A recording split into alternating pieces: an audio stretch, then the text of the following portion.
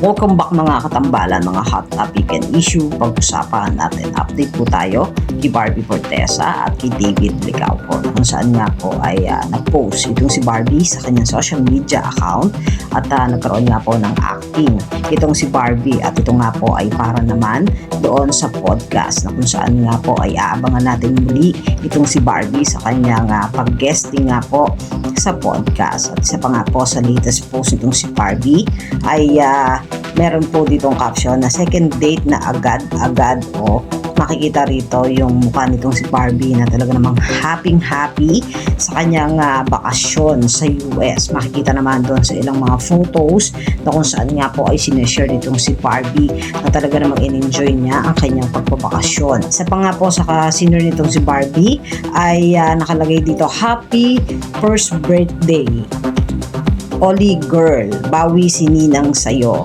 Ayan, at ito nga po ay anak ni Joyce na kaibigan nitong si Barbie na nagse-celebrate nga po ng kanyang kaarawan. Sinabi nga po dito na babawi dahil nasa US nga po ngayon itong si Barbie at nakabakasyon. Talang si David Licauco nga po sa katatapos lang na Ben Shoot of Asia kung saan ay nagpakitang gilas itong si David sa paglalaro ng basketball. Makikita naman yung tatlong nagagapuhang player ng Cool Showtime na sina River, Dustin at David na nakatalikod. Makikita yung husay ng tatlo sa paglalaro ng basketball. Ben Shoot of Asia. Yan po yung mga update natin ngayon kay David at kay Barbie. Kayo mga katambalan, ano ang masasabi nyo? Mag-comment lang sa comment section, pag-usapan natin. Yan ang mga hot topic at issue dito lamang sa Tambalang JK.